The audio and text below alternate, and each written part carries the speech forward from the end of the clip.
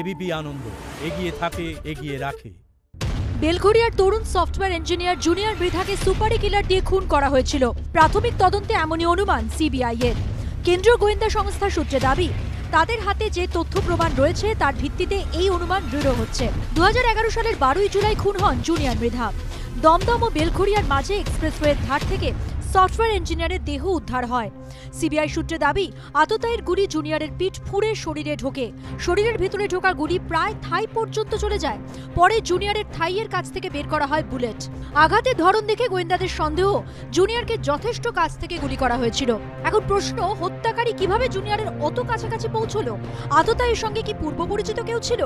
Junior খুনে ধৃত তার বান্ধবী প্রিয়াঙ্কা চৌধুরীকে জেরা করে রহস্যভেদের চেষ্টা চালাচ্ছেন গোয়েন্দারা। সিবিআই সূত্রে খবর, খুনের দিন রাত 9:20 জুনিয়রের সঙ্গে ফোনে কথা হয় প্রিয়াঙ্কার। ধৃতের ফোন থেকে আরও দুজনের নাম পেয়েছেন গোয়েন্দারা। ওই দুজনের মধ্যে একজন টালিগঞ্জের প্রযোজক। ঘটনার দিন ওই প্রযোজক প্রিয়াঙ্কার মোবাইলে একাধিকবার ফোন করেন। প্রিয়াঙ্কা ওই প্রযোজকের সঙ্গে দীর্ঘক্ষণ কথা বলেন। জুনিয়র তার বান্ধবীর সঙ্গে শেষবার কোথায় দেখা করেছিলেন? পুরনো ঘটনায় দুই পরিবারের কি ভূমিকা ছিল? উত্তর খুঁজছেন তদন্তকারীরা। জুনিয়রের সঙ্গে সম্পর্কের কারণে মাঝে মধ্যেই স্বামীর সঙ্গে ঝামেলা হতো প্রিয়াঙ্কার, এমনটাই দাবি ধৃতের প্রাক্তন চার। আমাদের একটা ফ্যামিলি একটা গেট টুগেদার মতো ছিল, ওরাও এসেছিল, বাট একটু লেটে এসেছিল ওরা। মানে প্রিয়াঙ্কা আর প্রিয়াঙ্কার হাজবেন্ড দুজনে এসেছিল। ল্যাঙ্গুয়েজ অনেকটাই আপসেট ছিল, অনেকটাই ইয়ে ছিল, বাট আমরা তখন জানতাম না ঠিক কি কারণে খুন হন জুনিয়র। বিবাহ বহির্ভূত সম্পর্কের যে, নাকি খুনের পেছনে অন্য কোনো কারণ রয়েছে?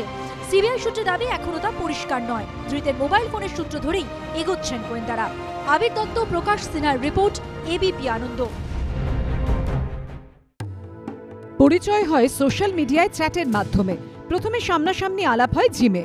একসঙ্গে জিম করতে করতে ভালো বন্ধু হয়ে ওঠার পাশাপাশি শুরু হয় মাঝে মাঝে ঘুরতে যাওয়া, একে অপরের মনের কথা শেয়ার করা।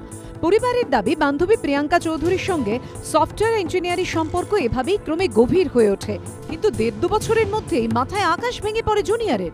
সৌজন্যে একটি রিয়েলিটি শো। সিবিআই এর দাবি, 2011 সালে জুনিয়র মৃধা খুনের ঘটনার তদন্তে এমনই তথ্য হাতে এসেছে। লাগাতার জেরা করা হচ্ছে অভিযুক্ত প্রিয়াঙ্কা চৌধুরীকে। কেন্দ্রীয় গোয়েন্দা সংস্থার সূত্রে খবর, প্রিয়াঙ্কা যে বিবাহিত 2009 সালে টিভির একটি প্রোগ্রামে প্রথম জানতে পারেন জুনিয়র। অনুষ্ঠানটি ছিল বিবাহিত মহিলাদের নিয়ে একটি রিয়েলিটি শো। ওই শোয়ে দ্বিতীয় হন প্রিয়াঙ্কা। ঝকঝকে বান্ধবীকে শাঁখা সিঁদুর পরা অবস্থায় দেখে চমকে যান জুনিয়র। ওই দিনই জুনিয়র ও তার পরিবারের সঙ্গে প্রিয়াঙ্কার বিবাদ হয়। সিবিআই সূত্রে খবর, জেরায় ধৃত তরুণী জানিয়েছেন, জুনিয়রের সঙ্গে আলাপ পরিচয়ের পর নিয়মিত কথা হতো তাদের মধ্যে। একসঙ্গে একাধিক জায়গায় ঘুরতেও যেতেন তারা। কিন্তু তিনি যে বিবাহিত সে কথা একবারের জন্য কেন পেশায় মডেল প্রিয়াঙ্কা তার সফটওয়্যার ইঞ্জিনিয়ার বন্ধুকে বলেননি? তদন্তকারীদের দাবি, এই প্রশ্নের উত্তরে প্রিয়াঙ্কা যা বলেছেন তাতে অসঙ্গতি রয়েছে। গ্রেফতার করার পর দফায় দফায় আজ জিজ্ঞাসাবাদ করা হলো ধৃত প্রিয়াঙ্কাকে। তার বক্তব্যে একাধিক অসঙ্গতি রয়েছে, এমনটাই জানা যাচ্ছে সিবিআই সূত্রে। সিবিআই সূত্রে এটাও জানা যাচ্ছে যে প্রত্যেক মুহূর্তে প্রমাণ করার চেষ্টা করছে প্রিয়াঙ্কা যে জুনিয়র মৃধা খুনের ঘটনায় তার কোনো যোগ নেই। কেন্দ্রীয় গোয়েন্দা সংস্থা সূত্রে খবর, জুনিয়রের সঙ্গে সম্পর্ককে ঘিরে স্বামীর সঙ্গে তার অশান্তি হয়েছিল বলেও জানিয়েছেন প্রিয়াঙ্কা। ত্রিকোণ সম্পর্কের ফাঁদে জড়িয়ে গিয়েই কি ঘনিষ্ঠ বন্ধুকে সরিয়ে ফেলা হয়েছিল, নাকি জুনিয়র খুনের পেছনে কাজ করছে অন্য কোনো ফ্যাক্টর? ধৃতের মুখ থেকে তা জানার চেষ্টা চালিয়ে যাচ্ছে সিবিআই। আবির দত্ত, প্রকাশ সিনহার রিপোর্ট, এবিপি আনন্দ, কলকাতা।